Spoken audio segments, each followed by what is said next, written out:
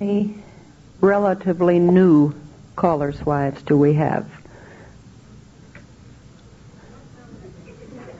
What's relatively new? I guess he has to have been calling for 3 years, or you couldn't be here. But I would think 5 years or under, possibly. Maybe most of those ladies left. There must have been more than that here. That's true. It often does.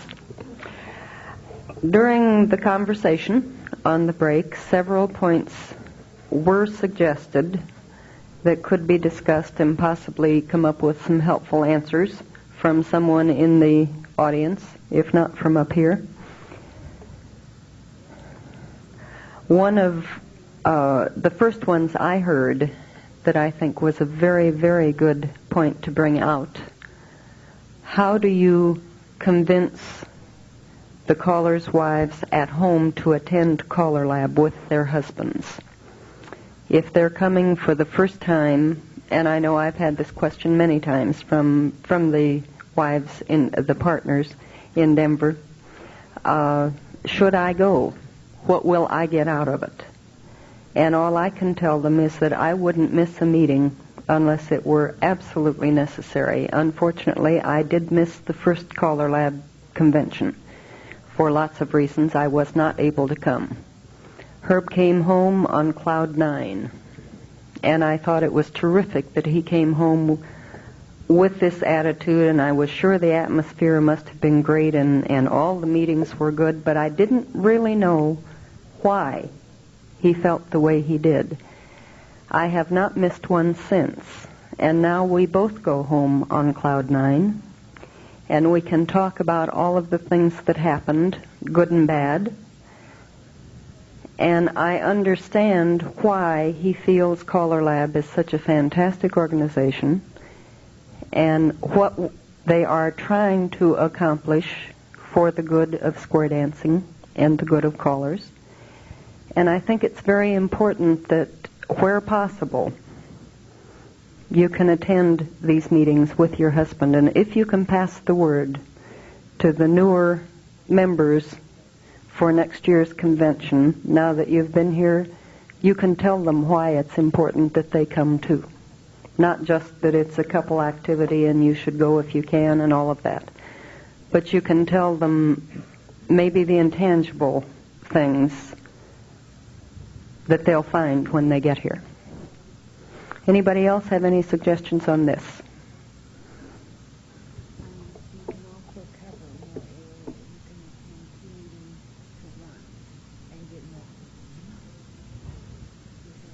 True. You can cover more area. One of you can go to one meeting and one to another and get more information for your money. Good point, Carole. Yes. Irene Ross, North Dakota. Don't you believe that a lot of callers' wives would like to be here, or callers' partners would like to be here, but because of the expense, they have chosen to only, have the one goal, and it's really more important for the caller to be here. Yes. If you have to make a choice.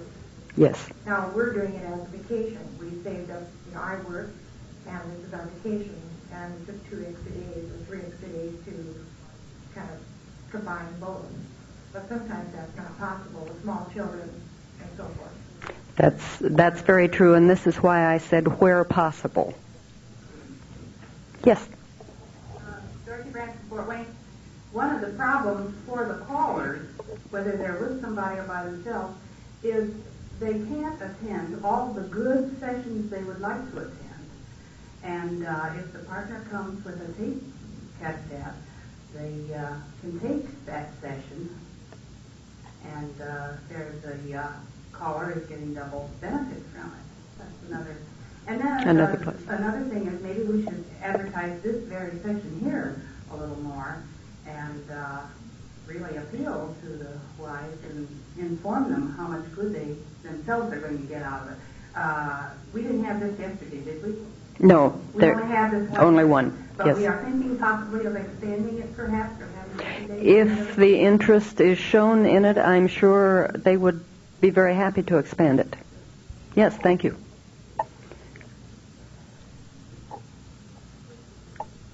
Shining Low from Virginia. While we're on this expansion bit, I have seen at college schools various things that I think we need to know before we really know how to deal with the mind. Like on caller run clubs, you're dealing with one situation. In a caller hire club, you're dealing as a liaison for your husband. You're not taught how to deal with it. And a lot of times you spend 2 years doing the wrong thing before you find out you're wrong.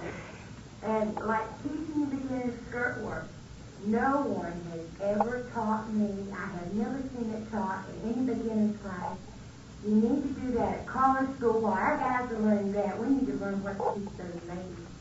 And I think that would take care of a lot of the smoothness that we're trying to get into our program, and also a lot of the styling and, consistency in calls. Like dose. If the lady is working her skirt, there's not going to be a Hungarian swing. That's how I avoid it.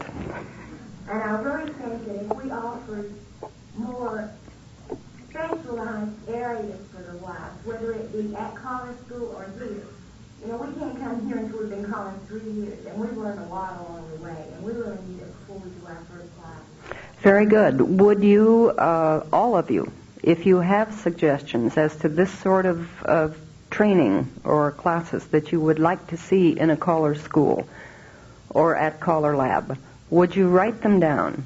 Send them to John Kaltenthaler at the CALLERLAB office. This is what we need, is input as to what you would like to have some discussion on. It's very hard for us to pick topics each year that will be of interest to all of you that are here. We do our best to vary them from year to year. The Caller Run Club, as opposed to Club Run, Officer Run Club, has been discussed the last couple of years. And we thought this year we would try something different. So please write down your ideas, the things that you would like to see discussed next year, and get them into John, and I'm sure he'll try to get them on the program for next year. Thank you.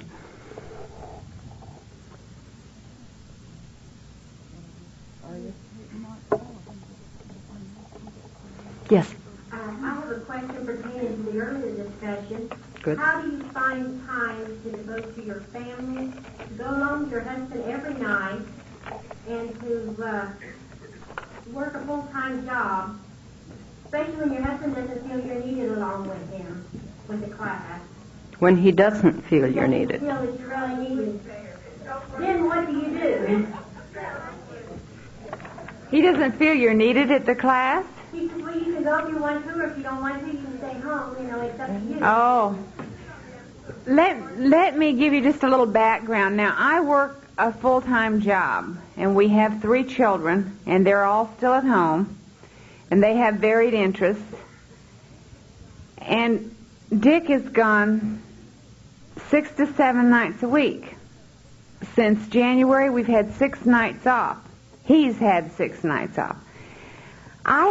I cannot function at my job, so I have to set priorities as to what functions I will attend and what functions I cannot attend.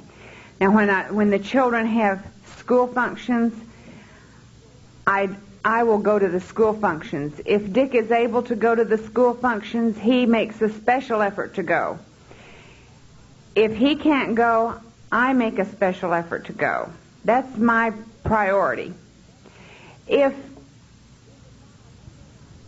it's on a weeknight and I have to get up early the next morning, there are nights that I cannot make it.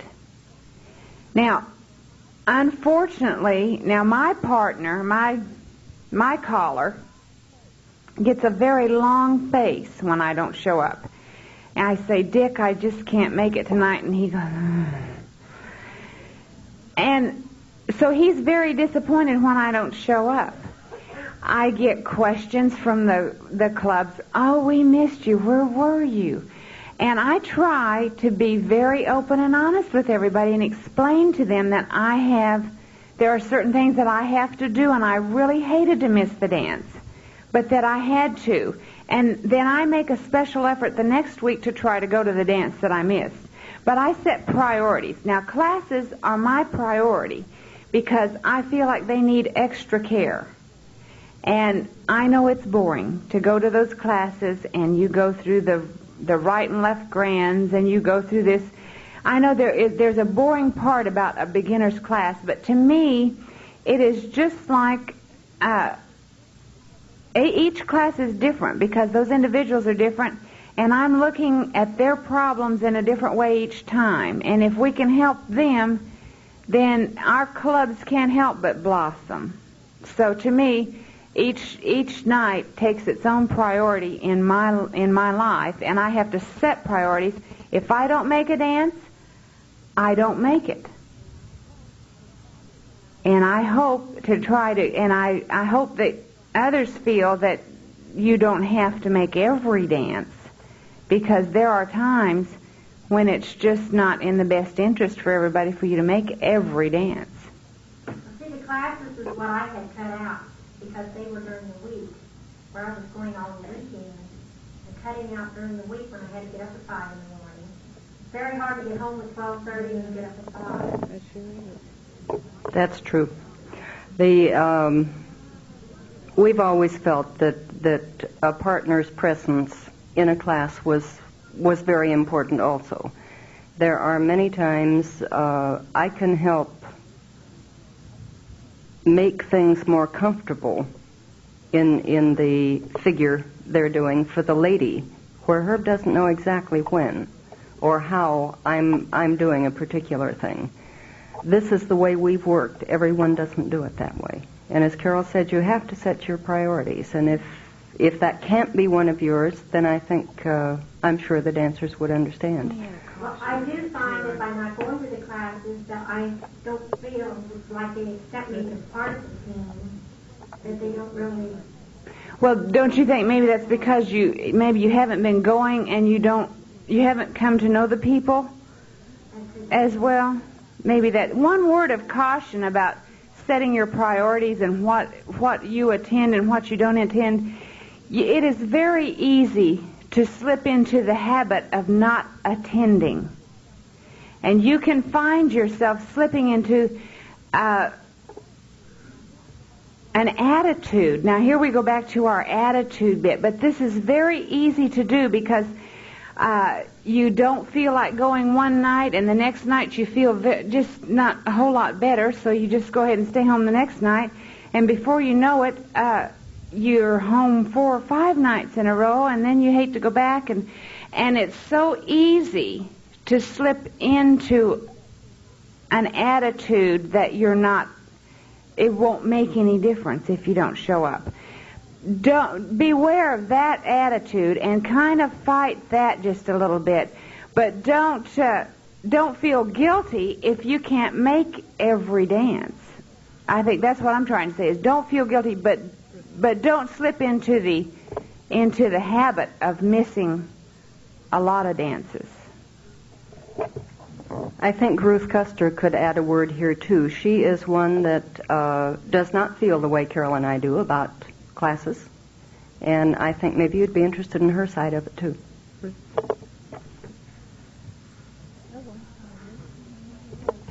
I'm not sure that it's not that I don't feel the same as they do, but I've always traveled with Curly, and on weekends we always lost a good bit of sleep, and his classes were Monday nights. And I always felt that I had to have one night at least to recover so that I was able to cope with the people the next night in a pleasant manner.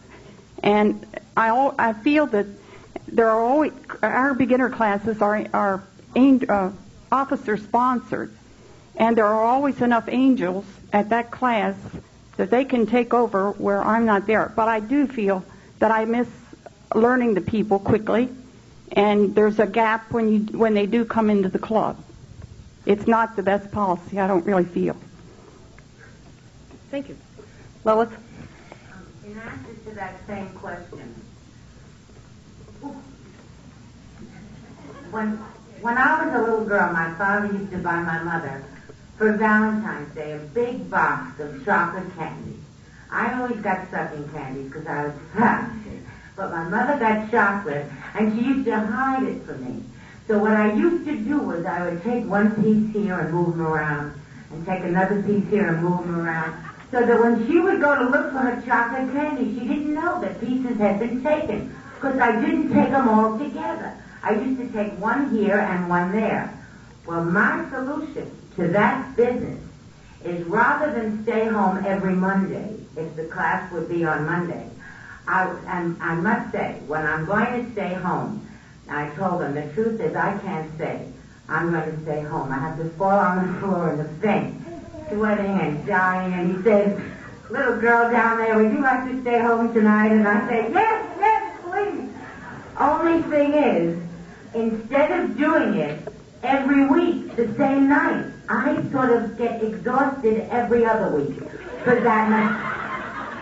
And if it's a Monday night that I'm exhausted this week, next week I'm exhausted on Wednesday. Well, and it really works, because if you're only missing the 1 week, they don't notice it like they noticed it 2 weeks in a row. Good so point. So if you can adjust your chocolate, you're in better shape.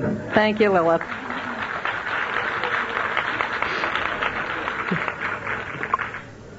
And answer, I'm Anna Egender again. Thank you, Ann. To your question, don't feel guilty because you have to stay home with your children. You had a partner in making those children too, right? Right. Okay. You're supposed to raise your kids. Just do what you have to do to raise your kids. He does, first of all, he does need you at a class. It's not like Lilith said, it's not necessary maybe that you be there every night. You can't, if you have small children, be there every night. They have to be taken care of. You can't pay a babysitter, and you don't want grandmother to raise them for you. So go when you can, and when you can't, don't feel guilty about it, and when you do go, he will find out that he needs you. Thank you, Ann. I'm Diane Gilden from South Carolina, new to the South. I guess I consider myself more of a stabilizing influence. My husband's crazy. He was a great aunt and call 8 nights a week, and he had 8 nights. And maybe I almost do it deliberately, not just fully involving myself into his classes, into his club. The officers get involved, and they know I support them, and I'll help on the side, but I just will not, be expected to be there. And I have a full-time job, and the kids, but it's not even that. It's just, I think in a way, I don't want him to go over the edge. We have a few other things, and he has to keep in touch with reality and with the other aspects of life, and I think that's really what I'm doing. And when I said to you before, I didn't want to get the impression from all your full-time partners that if we weren't a full-time partner, that it was any less, good for our husbands, because I think what I'm doing for moms and their husbands is much better. Very good. Thank you.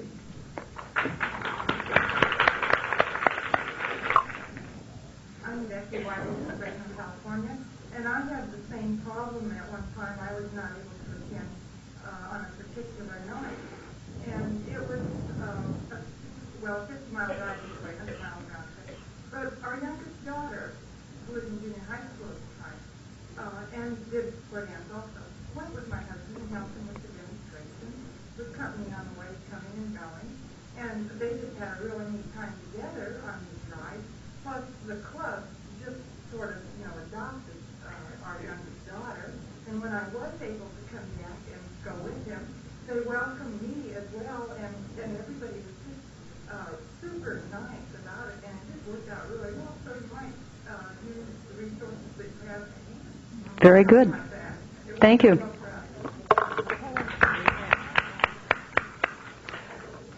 One statement I heard as I was down on the floor at the break is, your marriage did come first.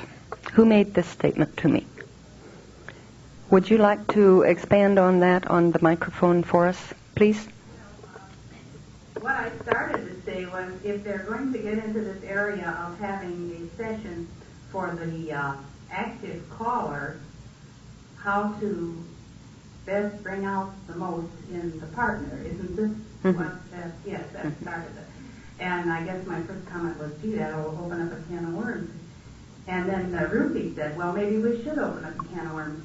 The thing is, the relationship that you have in your marriage is going to carry over into your activity on the square dance, at the square dance.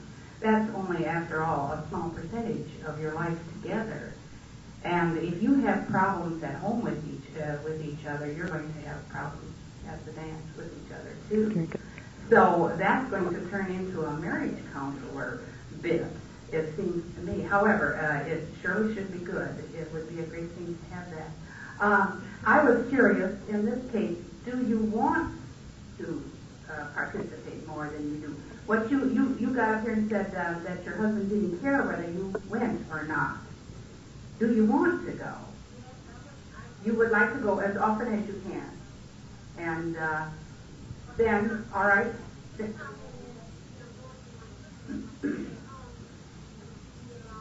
Well, you would be happier if you were more needed, though, right? All right. Well, then your job is to keep him happy while you're there at the dance in every way you can. Be his lackey. That's what we have to be. Let him see how much easier it is for him if you're with him. Make yourself valuable to him, and he'll get to appreciating you. We had some adjustments to make when we first started out. You, as the partner, can see things that are happening that your husband is not going to be able to see. Dancer unhappiness, dancer restlessness, different moods on the floor that he just doesn't have time to observe.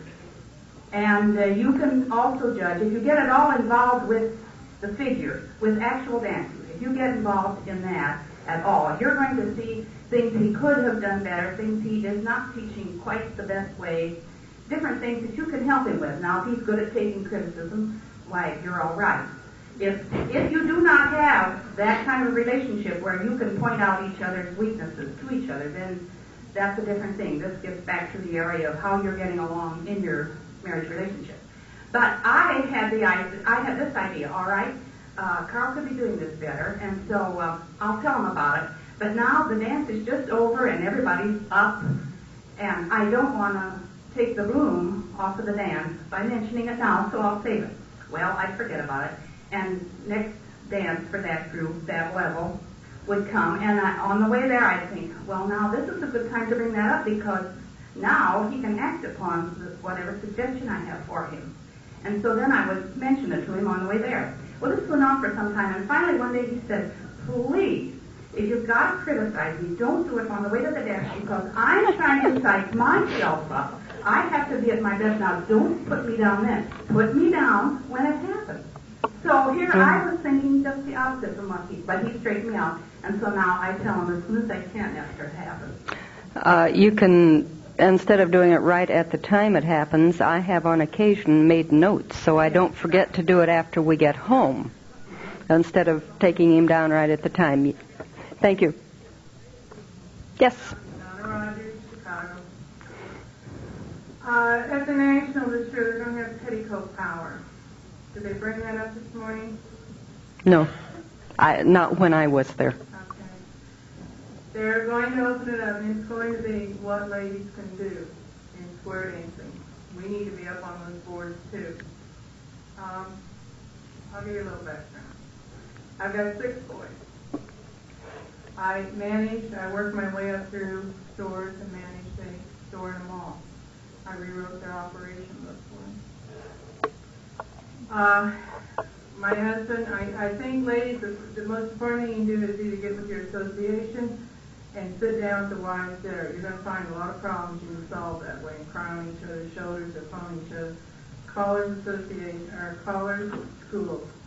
Some are very good and some are limited. Maybe some ladies in here would like to write some editorials. We could sure use them in the magazines. It would be great. We got into the clubs, and your new clubs, of course, there's no officers, so the callers' wives can get involved there, and we danced for years, and I was happy to help there. But then it got where they didn't want the callers' wives help anymore, and I was hurt. I loved decorating, and I loved doing this and that and the other thing. So I had to branch out And I did start into the writing area, which is very needed, and a lot of times the callers don't have time to do this. And I started our directory for our area. You can get out and put on seminars or find other ladies who are knowledgeable in the area and put on those seminars.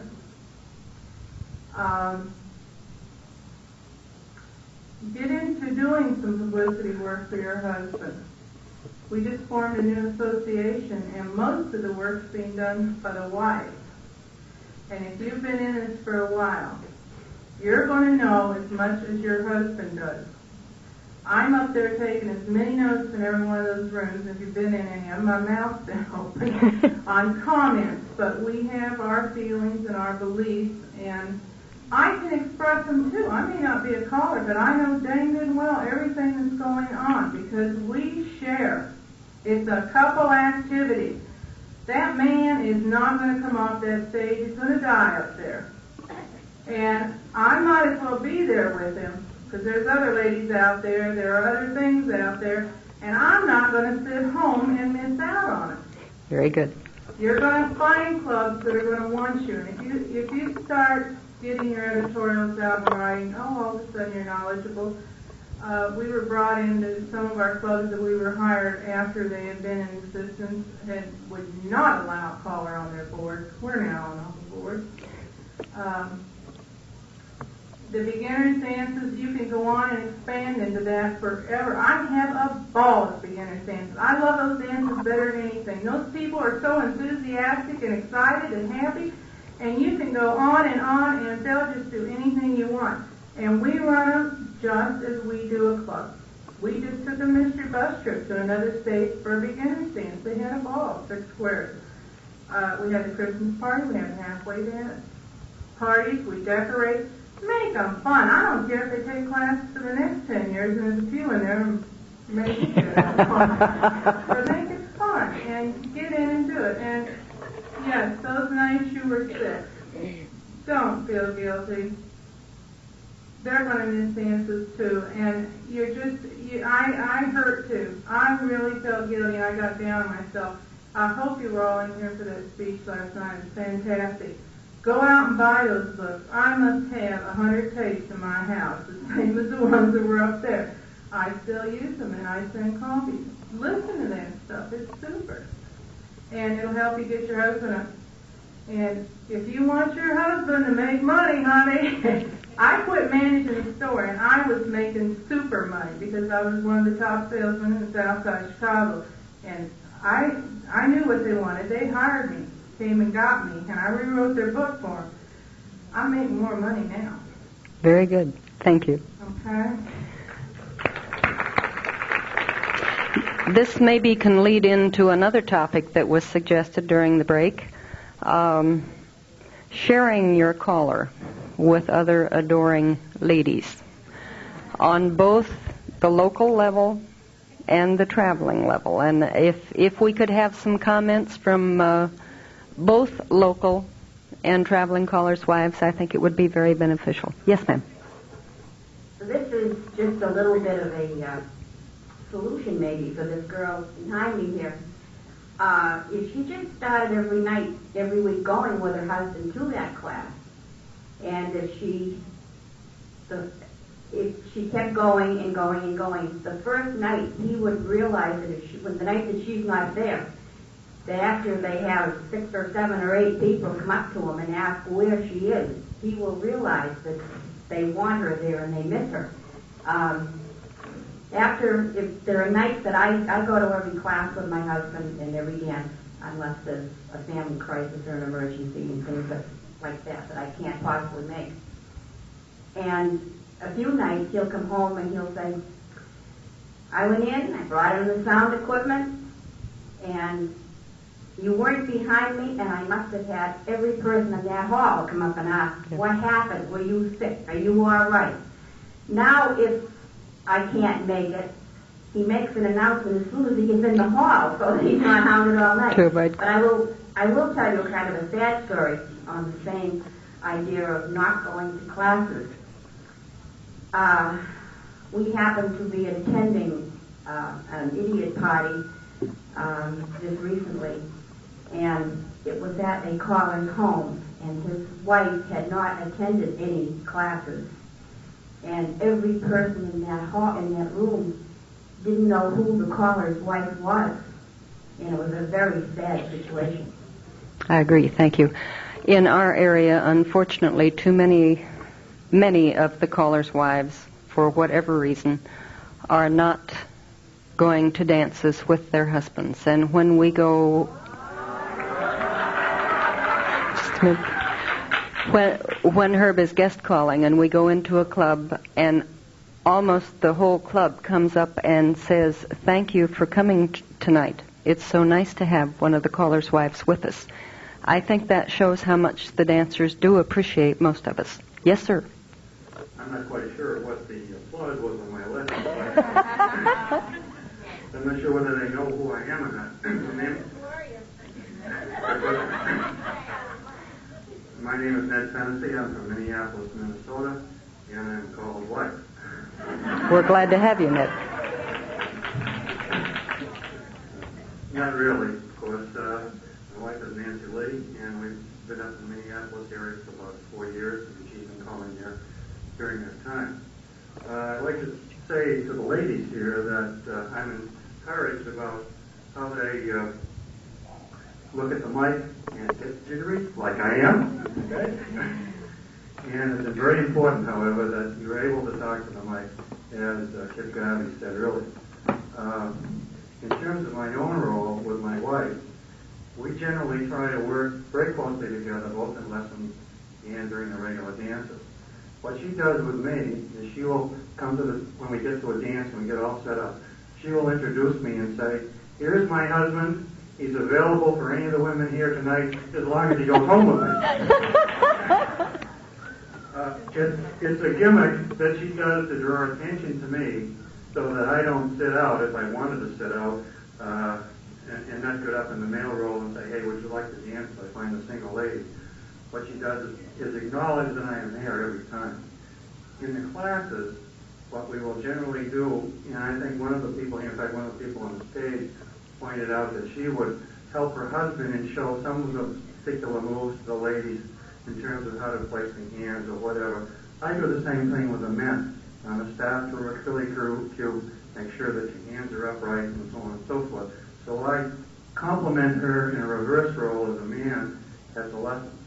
I think it's very important that the spouses in this situation are with the caller as much as possible. But I also agree that there are priorities you have to establish with your family first, and that comes first. Very good. Thank you so much.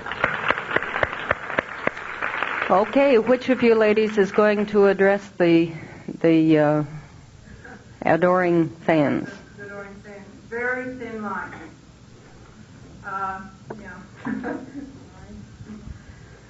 I had a gimmick. The one situation I ran into, the woman actually hung on my husband the minute he hit off the stage. And she didn't leave him for dances. And he was new enough at that point, he didn't know how to handle it. So I let the word out everywhere that I really love my husband. I work very hard for my husband, and I work hard. I'm not going to give up what I've worked for. And if any lady really gets too much trouble, she has to get a very hot cup of coffee, her me down. Let me see. Oh, I'm rough. Well, she backed up. Okay, one of the problems, we had one of the gals who is the president's wife. Your husbands really are a little naive, I think, sometimes, and they don't realize they're being overly nice. And they don't want to hurt somebody. And sometimes they don't notice that there are so many around. And this poor woman signed up as president. She was so excited. And September went okay, except she had an awful lot of meetings and phone calls. And the Halloween party came around, and she came as a hooker. And I mean, she came as a hooker. And my husband, I didn't even have to tell him on that one. He got the message. And some of the others went up and made comments. And So then he very coldly cut it off because he found out how the others in the club were kind of embarrassed in it, because it is embarrassing to the other people. They know what's going on. And he cut it off and thought, God, I ain't got much work out of her the rest of the year. Thank you. One thing I wanted to mention, we, unfortunately, well, I don't know, unfortunately, I guess fortunately, I've never run into this problem. Dick and I work kind of as a team, and I guess there's never any opportunity for any adoring women to hang around his neck. You know, they'd probably choke him to death. He's so little. But there's never been an opportunity. I mean, I'm always right there, and I guess that's discouraging. I don't know. Yes, ma'am. My name is Chris Turkett, and I'm from Virginia. And I just want to say that I've been in this for 15 years, and I've never, ever experienced anything of that nature now. I've always said to people that do not square dance that I would be very, very hurt if my dancers did not think an awful lot of my partner.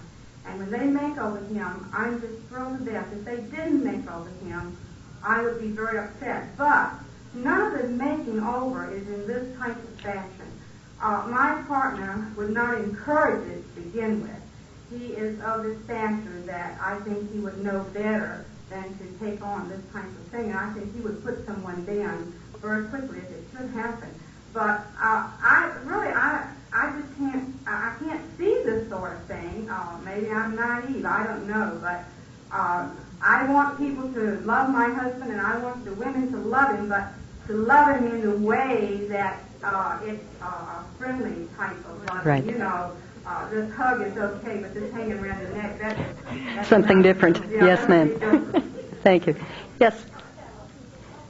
I'm Juanita Johnson from Fort Lauderdale, and believe it or not, we have 10 women for every man in Florida.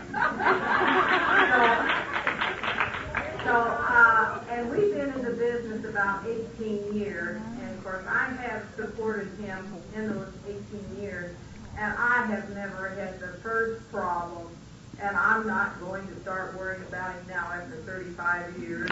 Good. Thank you, Juanita. I think, yes. Can't hear you, Edna. Would you come to the mic, please? My name is Edna Blum, and Gordon, I've been calling 32 years, and I have to tell you that down here in South Florida, we hug and kiss all the time, but we've never had any problems. We have a lot of friendly, happy dancers, and we have one club 27 years, and one club 22 years, and one club 21 years, and they really love to see each other and everything, and we haven't had that problem, but I really do feel like if there's if you see a problem, we have seen dancers, something happen to the dancers. Sometimes the husbands and the other Partner changing and all that sort of thing. Get very friendly, and we have brought it up. We have brought it up at board meetings and everything, and there are ways to handle it. Yeah. Would really be awesome. But anyway, I really think you have to have a fun attitude with your husband if somebody ever approaches him. We have had a dancer that used to always say, if some fellow was very friendly with his beautiful wife, and he'd say, "That's all right, fella, you get it started and I'll finish it." Very good. We have another one, 2 more coming. Good. I don't know whether everybody in the room needs a marriage counselor or not. Let's hope not, but from the response earlier in the last session, I believe that there might be a problem here, and it may be in communication, as the man talked about last night. I feel that callers become very busy very fast. I think most people will agree that there's not too many of them that have sense enough not to become too busy too quickly. Do you agree? Agreed. So I feel that as they are so busy, maybe there is a breakdown in communication.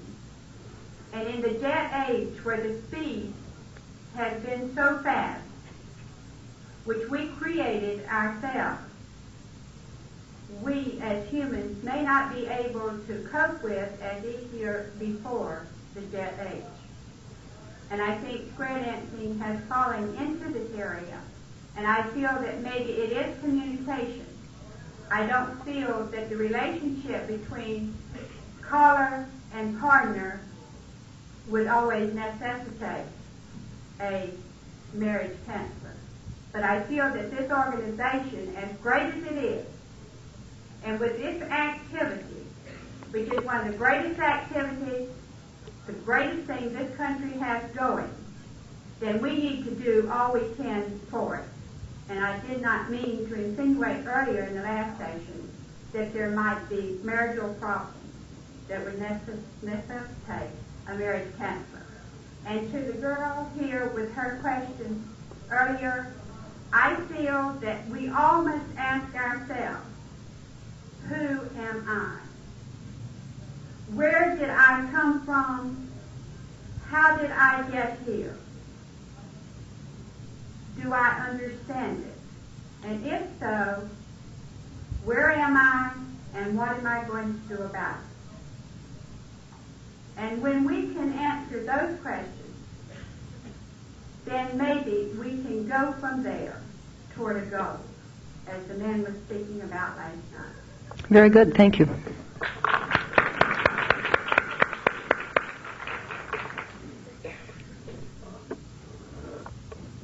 name is Helen Smith, and I'm from a Chicago suburb.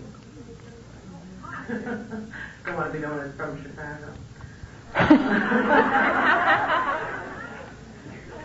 One of the themes of this seminar is judgment, understanding, and I think we have to use that. Especially, I think it was hard for me. I never had to hold my tongue. I was Irish. I didn't have to think. It all came out. And I've learned to hold it a little bit, but I think we're still individuals. I mean, much as you want to take a back seat to your husband, I don't, and I told him, I don't plan to sit too far back in the hall. I'm me, and I'll always be me, and I can't cover that up. I think you need to use judgment on this, though. I mean, I think one time it really hit home was when he was first calling. He was asked to come up to do a tip at a dance. I didn't see him for 15 minutes. He was completely surrounded by women. I was furious. I stood in the back of the hall, just red. But I knew it was something I was probably going to have to put up with. Well, I couldn't have been more thrilled. It shows our judgment works. When he came back and said they all wanted to know about this vest you made for me. They were interested in him. Very good. It really made me feel good. So that's what I mean about judgment. I think we have to learn how to use it, and still be individuals. I think it's possible. Good. Thank you. Very good. I don't feel I've taken a back seat to Herb. We've been in this business for about 40 years, and I feel I have made my own seat beside him, and he has made me feel that I'm fairly indispensable to his evening at a square dance, whether it be a class or a festival, whatever else we're doing, and I thank him for making me feel that way. It's made my job easier. Yes, ma'am. Irene Ross, North Dakota. And just to talk a little bit about experience, my husband and I started calling on a self-taught way, and it's only been the last 5 or 6 years that we've attended a caller's school, which we wish we would have had when we started. And I think this is where it's really important because, for example, we attended the school a few years ago with Cal and Sharon Golden, and he makes it very, very plain how important it is for the wife, what her spot is. And if you leave that school without knowing what the wife's role is, I mean, if that's where the work is needed, is when these callers learn how to call and attend the school, the wife is very important that she be there. Some of the schools we've gone to, there's only been 6 wives, and we have to do all the dancing, and there's 37 men. And it's really tough because there's where they learn what their responsibility is and what role they do play. And another thing we need is an assertive workshop. Not an aggressive one, but an assertive one, so that we know and we can help in an assertive way. I work, my husband and I have had to learn to share the housework, taking care of the children. If I have to go with him, he has to help me too. Thank you. Yes, ma'am. I'm Carole from Londonderry, New Hampshire. I think we should make an emphasis on the effort and the rewards of a caller and a caller's partner. It is very easy for a caller to make an effort and to reap the reward.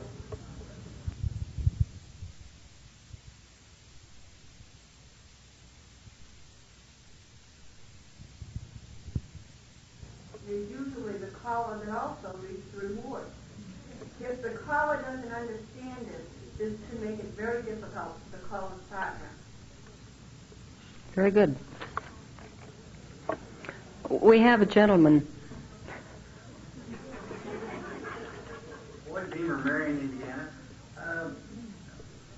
For the sake of not sounding, I don't want to sound negative, but I've heard a lot of good comments, and I know that there's a lot of good things about calling, but if you are a self-assertive person who has personal goals in your life, and say you're out here with your profession, with your business, and all of a sudden you become a caller's wife.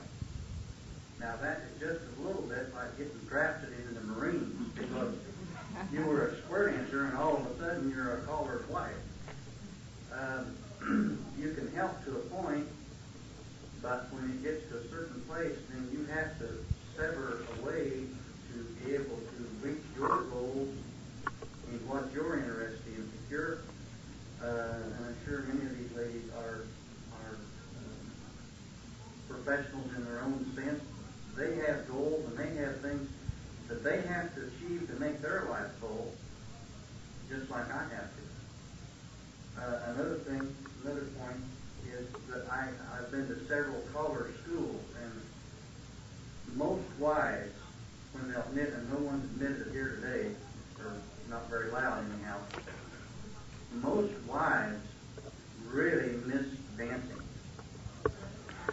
And I think the dancers, or these callers, husbands or wives as it may be, ought to make sure, even if they can't take on a club over here or lessons over there, I think they should save some time to dance with their partner.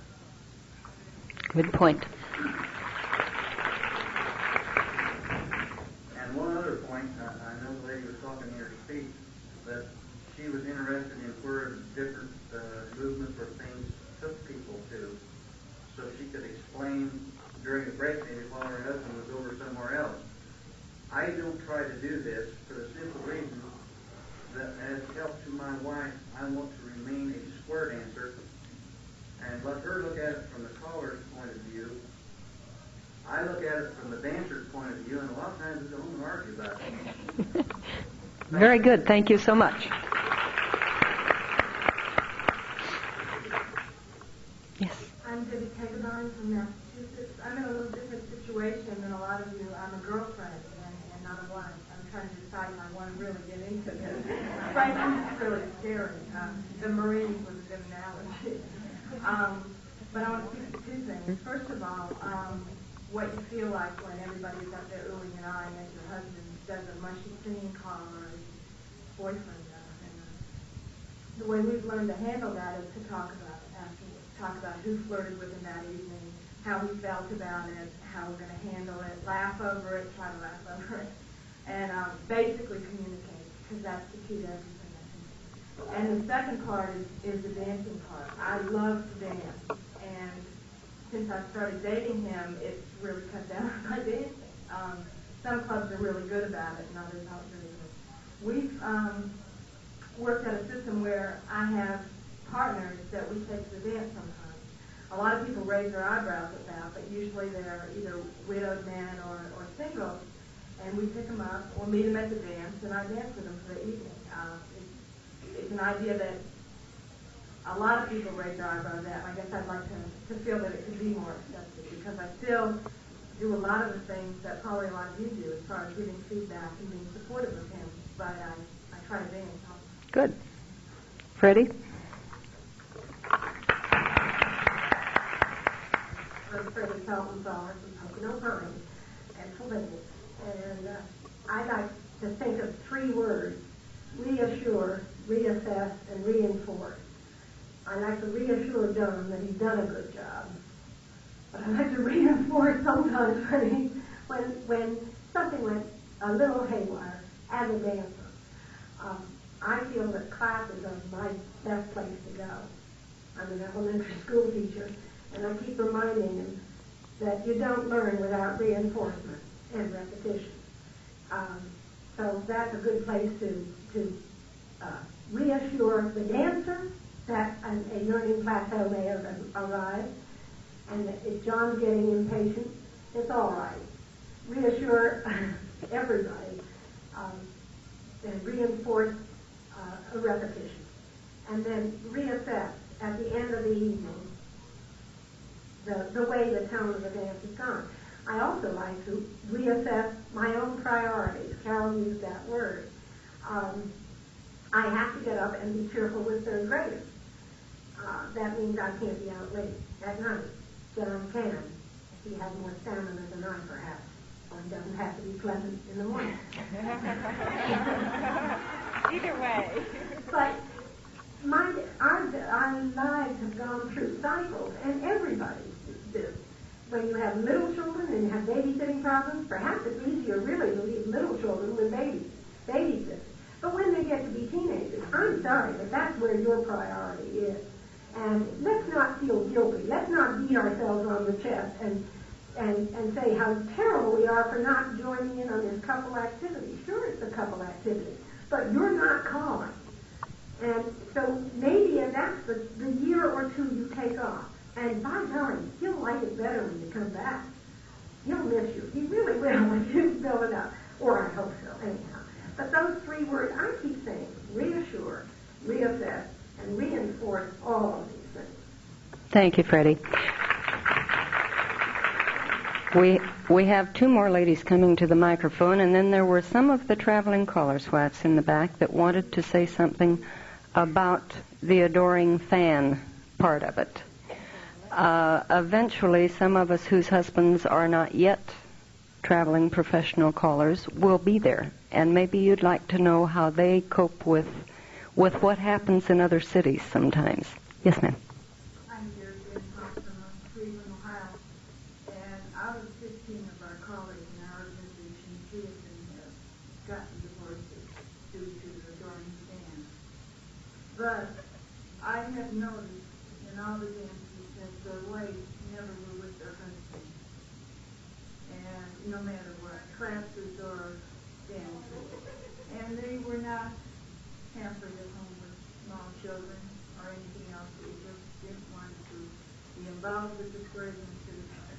They didn't feel like taking on the responsibility of smiling, and they felt that the square dancers were doing them a great injustice by keeping their husbands signed.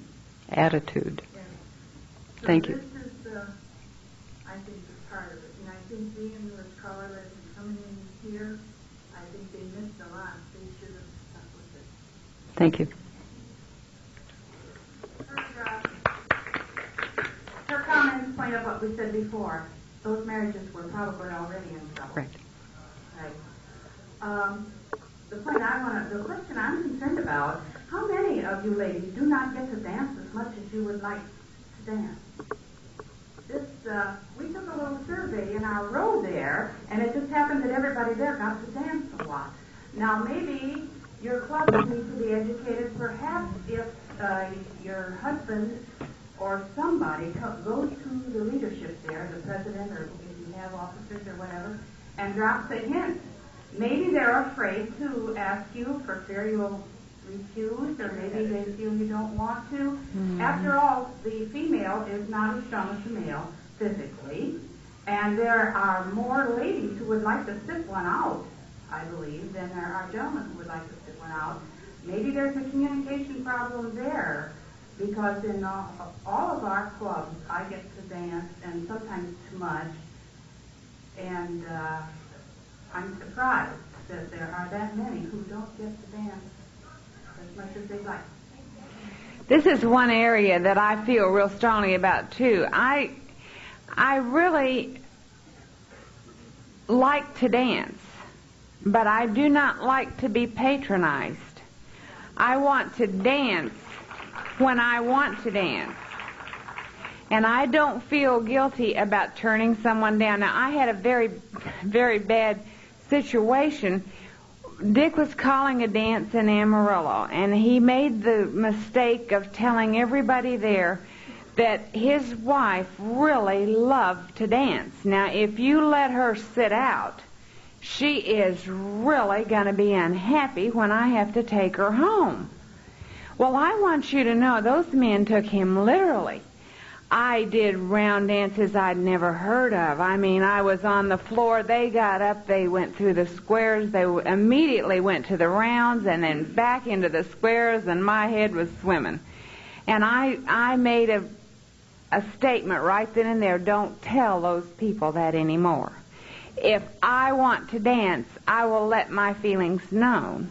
Now, what I have done, and it may be different in your areas, and you may need to devise your own little method of getting the word out. But what I do, if I really want to dance, no one's asked me, I will get up in a vacant square by myself, and I'll put my hand up. And there's always some gentleman in the room who's, like you say, their wife maybe wants to set one out. And he will come and fill the square with me. If nobody does, I sit down and let another couple have the spot. But what I'm saying is, generally, 9 times out of 10, I dance every time I want to. But it's my choice, and I resent a club, our club, a club we're visiting, or anybody feeling that they have to patronize me because I'm the caller's partner and I don't ever get to dance. Well, I agree in that. I certainly wouldn't want to be asked to dance for my sake. But as I pointed out, there always are ladies who would like to sit one out. However, I do take exception to one thing. I have never turned anybody down. If I'm in such bad shape, I wouldn't have come to the dance. I have never turned anybody down, even if it's almost killing me, because I don't know what that would do to that person, being in the position I am. You had a comment here.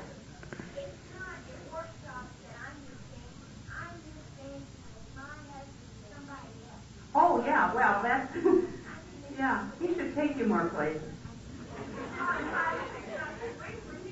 Yeah, something will have to give one. That's priorities. You need to set your priorities together. Yeah. I'm Bill Posey from Columbus, Ohio, and I see somebody try to say they never get to dance. Well, I'm one of these that gets dance too much, really. Because my husband will say, my wife is here with me, and she does love to dance, and if anybody, your wife does not want to dance, she will dance with you. And believe me, I do get to dance plenty. There's all times I would like to say no, but I don't, because I do say, if you say no one time, then they start leaving you alone. And so I do. Let me clarify that just a little bit. There are times, and I've had problems physically, where I have not been able to dance a whole dance. I hate to turn someone down. When I turn them down, I explain to them, I just don't feel like dancing this time, but could we make it on the next tip? Now, I never turn a person down. I turn that dance down. I will always make sure that I dance with that party that has asked me, or I'll try to.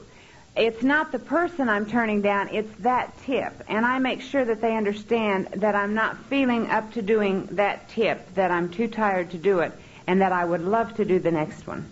So just to make it clear that it's not good to turn a person down. No, you do. They leave you alone for the rest of the evening. Mm-hmm.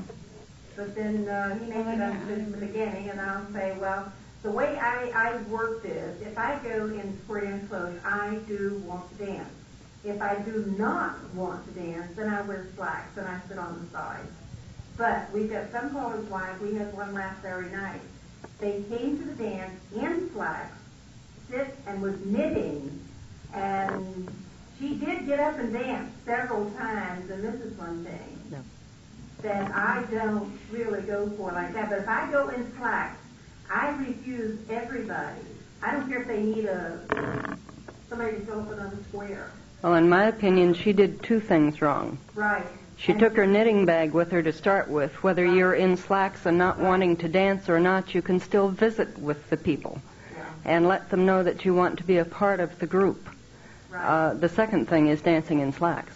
Right. I didn't, and her husband is a very, very popular caller. And I really did, because I sent my husband over to ask her to dance.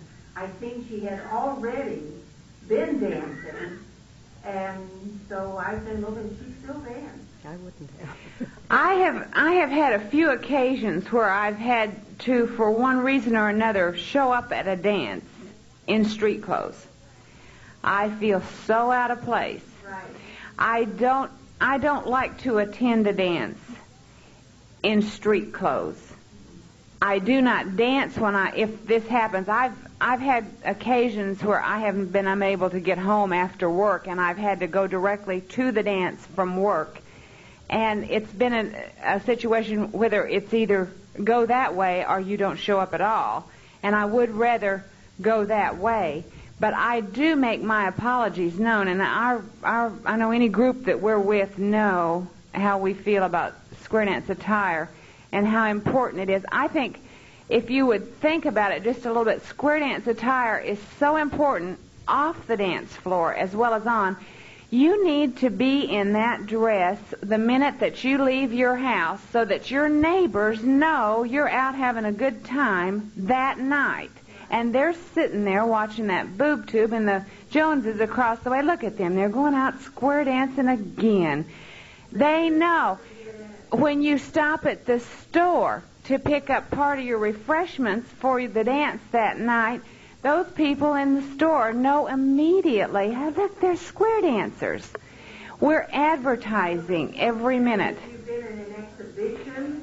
Exactly. We've had a lot of places like that where we do go out and they'll say, oh, did you win? Because... Oh, yeah. Yeah.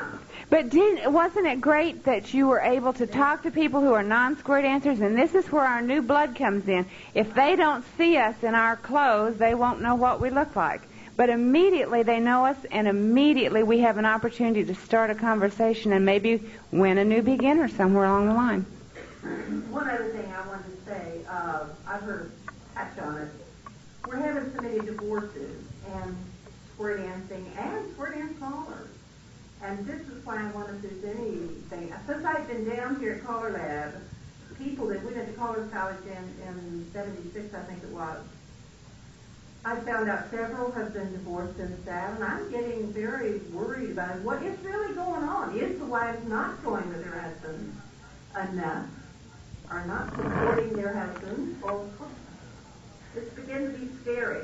I would offer the suggestion that maybe they had not discussed it well enough before they started in the activity. Well, I know we got a young caller in that we trained, and he's down here alone. He has not told his wife she could come along with him, and I think this is going on quite a bit. He has not told his wife that she can come to these things with him, and I know them personally. Mm-hmm. And I wonder if maybe this is some of it too. Could be. Because there's Thank you. something going on bad. Do you think that it's actually that there are more divorces, or do you think it's just the idea that we have better communications now and the callers are better known? My husband's been calling going in 13 years. Mm-hmm. I have missed two of his dances, and I see quite a bit. I see a national caller coming into Columbus. There is a girl that chases national callers. Well, I want to get one of our national callers wives up. She is waiting there for him because she called me and she says, I hear he's coming to town. I said, yes. I don't think that's too unusual with some of the traveling callers. That's why I'd like to get one of their wives up and give us some insight into this. This is why I have suggested to many national callers, wives, when I finally meet them, please travel with your husband. But it isn't always possible financially. No, not always. Clubs pay for the callers. Well, now, not all of them. Don't say all of them. I don't see them. I wasn't going to say all of them, but Not all of them. I've seen them. I have seen this girl be at an event alone and try to pick up the caller. What? And he has ignored her completely. yeah. Thank you. What I was trying to say, though, was that most clubs pay the transportation for the caller. They do not pay the transportation for the wife on a flight. And if there's no other way they can get there except to fly, it is prohibitive for the wife to go sometimes. Then I think that caller should be trained to stay more at home because there is my husband is on. Oh, well, let's get one of the ladies up, please. Thank you for your comments.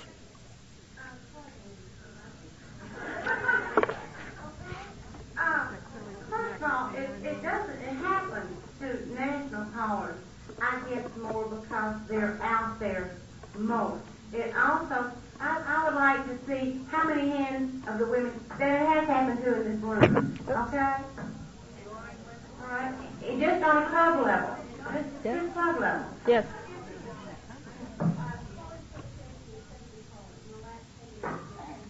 All right, okay.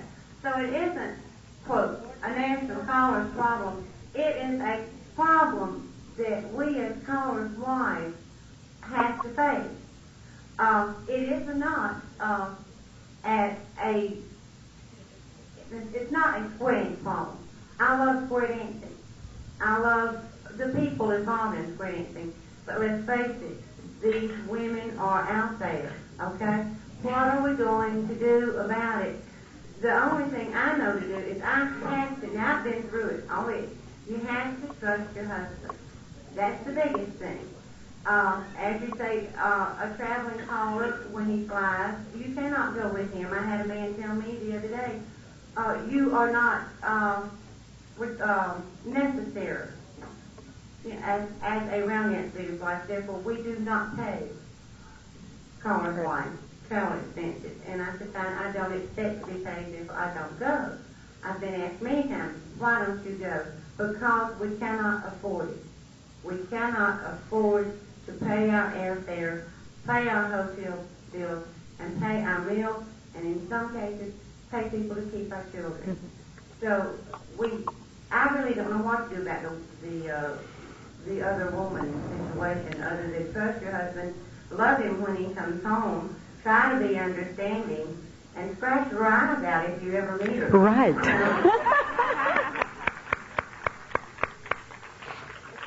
Yes.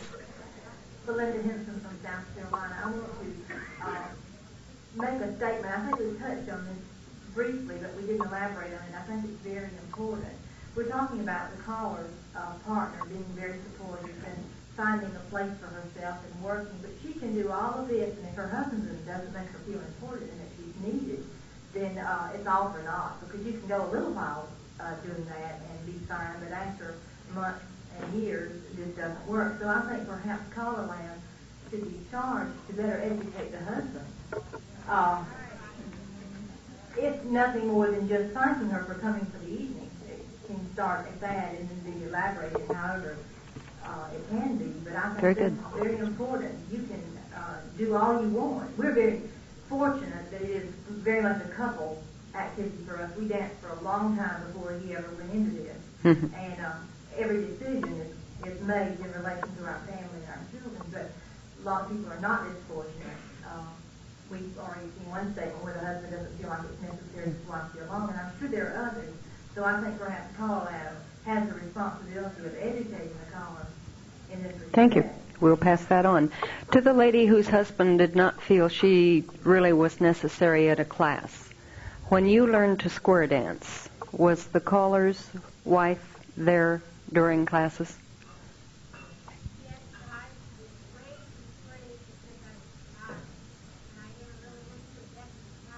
Oh, okay. Well, very often I think things like this go back to the training you had when you started. And if in a class your husband started dancing in, the wife was not there, then maybe he would not think it was important. Yes? Okay. Yes, ma'am. I'm Debbie Prescott, and I'm from Anchorage, Alaska, and I've got a little bit different situation than anybody that's been up here before. Both my husband and I have been married before. And my first husband learned how to swear, and we did real well, except for we ran into the adoring other person without him being a caller. Well, then I lucked out, and the caller that I'm now married to, him and his wife had a lot of problems, and they broke up, and it didn't have anything to do with anybody else. So now I've got the caller, and my first husband has gone off somewhere with whoever else was around, and you really have to look at things from all points of view, and I don't think the square answers or callers or anybody has any angle on the market for, other women coming in, or, I probably did a lot of things wrong to get my first husband around. But I think I learned a lot of things, and I don't plan to make any of the same mistakes twice. And I attend almost all the dances with my husband, and ours is very much a couple's activity. I pick on him all the time if I don't like what he did. And I'm terrible for criticism, but he always does so much better. And he keeps improving, at least the comments that we hear he's improving. And he's tall and he's cute, and, he's a big guy, cream puff, really. And I can't think of any of our women in Anchorage, it's a big place, that don't like him. Me, they might not like him. I'm very outspoken, and I say exactly what I think. But I've got a commodity that they want. So I'm allowed a little bit more, a little more room to say what I want than a lot of other people. So, there's a lot of different things you have to watch out for, but basically I think we do real well. Great. Thank you. Which maybe goes back to the fact again that there was something wrong with the marriage to start with. I can't help but feel like a Jewish mother. I worry about her because she has this boyfriend, and we're sort of giving her a wrong idea. And let me tell you something. Not only do I have a husband who calls, who's dynamite, I have a son who's a square dance caller, who recently got married 2 years ago. And I have to tell you, in all honesty, I could say to my daughter-in-law, I got the best life in the whole wide world. If I had my whole life to live over again, and if when I was 6 years old they would have said to me, what do you want to be when you grow up? I would have said a caller's wife. Because I'm lucky, maybe. Because I really love the whole business. Now, the business of the women falling on the floor and having 6-foot pictures of him in the basement, that's hard to take. I mean, I know some people don't have that. But I have that. Some woman says, I got a 6-foot picture of you in my basement. I hope her husband throws darts at it, but she hasn't. That's a tough thing to live with, but I'm going to tell you there are two sides to a coin, okay? The fact, now I don't like her, and I have to tell you another thing. I may look, maybe you think that I could put on acts, but I'm not a fake. And any woman, and I have to tell you, pinky swear, there are women who could come over and prophesy to my husband while I'm standing next to him, like they'll step on me and say it. And I have to tell you, I can't look at them after that. It's very hard for me to smile at them and be charming. You women who can be charming all the time below me, I don't look at them. They get on my list. That's the bad list. And I'll say they're going to get on my list. But the other side to that coin is... Excuse me, Lil, back up just a little bit. You're ringing in the mic. The other side of the coin, and I'm being absolutely honest with you, is the fact that my husband is so attractive to so many other people. He's also even more attractive to me. I always liked him. I think he is wonderful. But when somebody else is drooling, it also gets even more exciting. So the fact that they are adored and people do like them so much, and I really think we are a special breed. I don't think in every business you've got the same kind of thing. A caller is a leader. And by nature of the fact he is a leader, there are women who are going to like him. Whatever it is. He's the teacher. My daughter could fall in love with every teacher she ever had in school. Really. It didn't even matter what they looked like or anything. It was the teacher. It was the boss. It was the leader. And they become attractive. And it is not easy to handle. It's not an easy thing to cope with. But there is that other side. And it is that they are even more attractive because other people are attracted to them as well. That's really being honest. But it's not easy. It's really not easy. You just can't set your hands. Right. Thank you, Lil.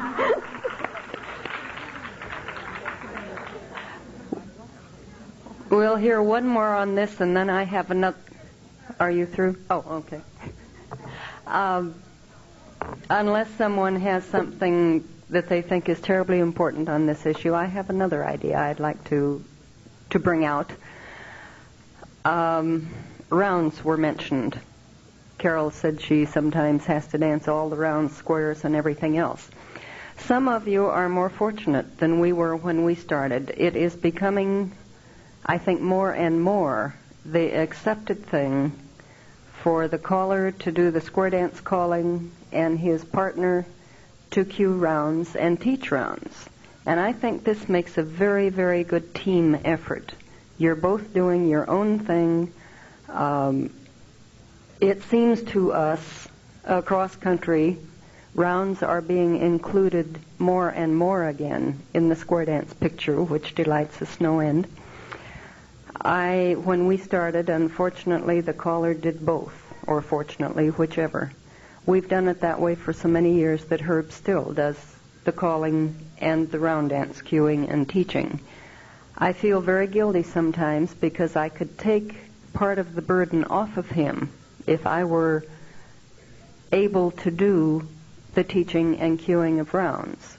With practice, I think I could, but I could never do it as well as he does. And he's done it for so many years that this has worked for us. But I think some of you just coming into this, are fortunate to have an area you can go into, perfect, and be a working part of a team if you are interested in that. Does anyone have any ideas on this? Good, bad, or indifferent?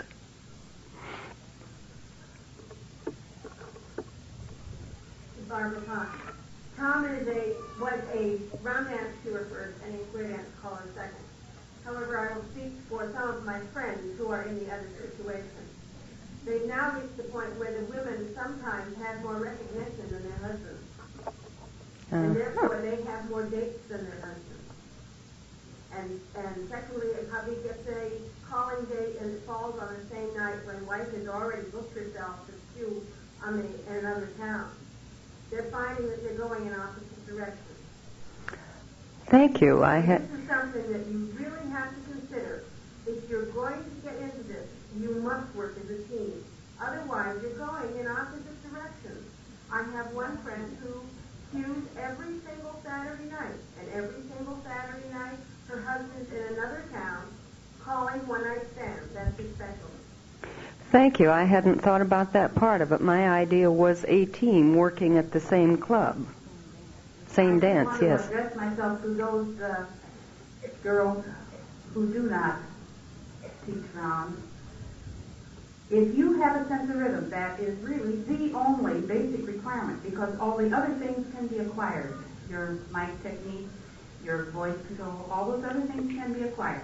All you need is a sense of rhythm. And you don't need to get up to that point where you will be competitive with your husband. It would be so much help to him if you would merely be able to teach some of the simple two-steps and some of the circle dancing, the line dancing, that sort of thing. And it may be tough for you if you have no experience getting before the public. But to start there, again, with your beginner class, those people, as she said, don't know any better.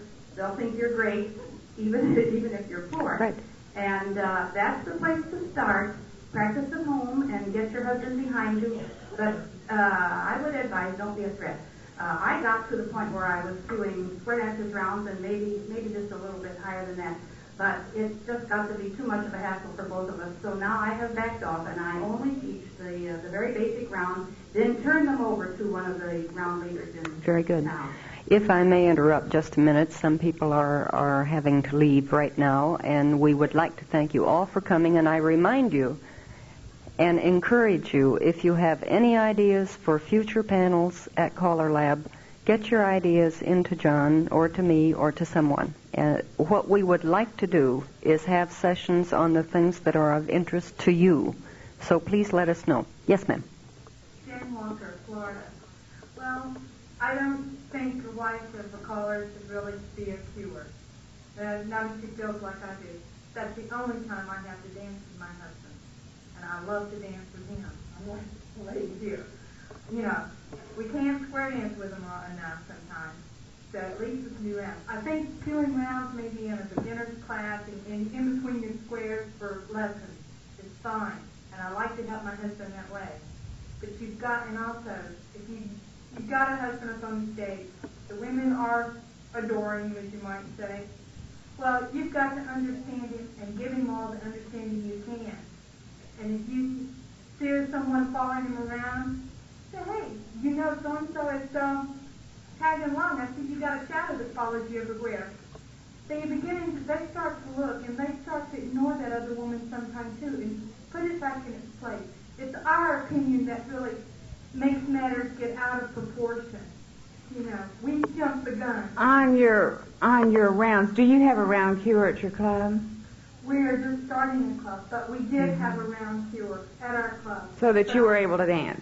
Yes, but I had the chance to take it, and I did not want it to. Well, this is exactly what I was referring to back earlier.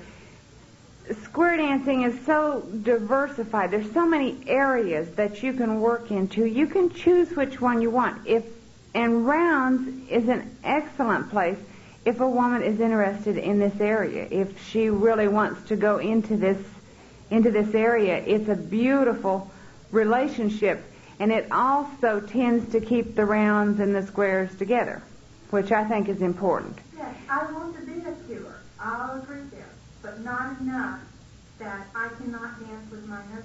But there you have to set your priorities. You have to decide what your priorities are and in what area you want to devote your time to. This is why I say you can't be everything. You can't be Miss Goody Two-Shoes and do the whole thing. You have to choose your own area and spend your time in that area and do a good job. Well, I think what this convention has really said is our attitude and our judgment as much as our husband's. And really a lot of it's ours, because it's our attitude and our judgment is so off balance that they're going to make more of it than it should have been. Thank you. Yes, sir. Good afternoon, ladies. I'm John Kepler from San Antonio, Texas, and I came in a little late, but I just thought I might interject a couple of things. First off, I'm the caller, and my wife does the queuing of the rounds, which is very helpful, so I can understand where you're coming from as far as what relationship that has with squares. And I might also, I think I'm getting the point with what you're trying to reach is how can you better serve your husbands and the callers and square dancing. And I think one point that might be brought up that hasn't is that if the wives would get in the door of the callers associations in the local areas and become involved with those associations as a partner, not as the wife that goes to the seminar, sits in the back of the room, lets her husband conduct all the seminar business and do his thing, and then when it's all over, she's through gossiping with all the ladies, and she doesn't know a thing about what went on. She doesn't know what kind of choreography he has to learn, what type of records that might have come out, what type of system that they're learning. And I think that more and more, some of the ladies in other associations are becoming involved, and your input is very important to us callers. Your input, because you're going to go home and you're going to tell him how good he did at the dance. And but if you don't know anything about it, what good is your input? And I think that if you work together not only at home, but at the Callers Association meetings and become involved, and you have your voice, because without you, the callers really wouldn't be as good as they are. Thank you. In our area, the Callers Association has just given the vote to the callers' partners. It was 3 years coming. Well, what we were trying to do was get something to encourage the wives to keep coming, that they felt they had an input. And as I say, it was a long, slow process. It took 3 years before I guess people were finally convinced it maybe was a good idea, and that just was passed last month. So we're sort of excited about that. Yes, ma'am. What I want to discuss right now, and I want to let you know after that, this is dancers' feedback that we have been receiving. And it really doesn't have anything to do with your workshop week with clubs, but mainly association dances and festivals. And it's a problem directed, I think, and has to be handled through CALLERLAB and the callers, because they are primarily the ones that own the festivals and run them, and the round dance cuers are invited. You have dancers that maybe drive 8 or 10 hours to get to a festival. You say you're having 2 halls, and it's advertised on the flyer, rounds between kids. Main hall, nothing is said about the advanced hall or the +1/+2 hall. They drive down there only find that there are rounds in both halls, and there's not just one round between kids. There are 2. Okay. This happens at a festival. The dancers clock them. Out of the 3 hours allowed for square dancing on Friday night, they actually finished 45 minutes. And Saturday night, they had even less time. Now, the 2 rounds between kids, if, say, within a minute after the caller picks up his needle, the round dance cure has theirs on. You're only going to have like maybe 10 minutes between kids. But if we wait 5 minutes to 10 minutes and let the dancers rest before the rounds go on, and we have 2 rounds, and then we clear the floor, we're having 20 minutes, and dancers that do not round dance are being turned off before they ever learn. They're resenting it. True. Again, this is judgment of the cure and caller in programming the evening. Poor judgment in that case. Thank you. I have 2 things I'd like to say. First of all, I'd like to say that there are other ways that callers' wives can receive gratification out of this activity. My husband is a very busy square dance caller, a very busy round dance teacher. We are also involved at every level of organization in New England, which involves many associations, many meetings. It has come to lately that when they approach Tom to take on a job, he doesn't have the time. He doesn't have the physical time in his schedule to do the work. And he says, we will do the work, and Barbara will be chairman. And I'm now the chairman of the New England Leadership Conference, very prestigious thing, and I'm very, very proud of it. I've been chairman for 2 years and vice chairman for 1. I'm also chairman. I just resigned as dance chairman for the local Square Dance Callers Association for a precedent discussion in the afternoon and dance in the evening, and had to resign because of commitments to CALLERLAB and to the New England Leadership Conference. There are other ways you can get gratification. Very good. One other thing, and it's a different subject completely. Debbie's friend is a member of our Callers Association, and we became very aware recently that the involvement of the partner is completely different under many, many different circumstances, and that every single caller's partner has got to determine for themselves where their obligations belong, because we do have callers that have small children.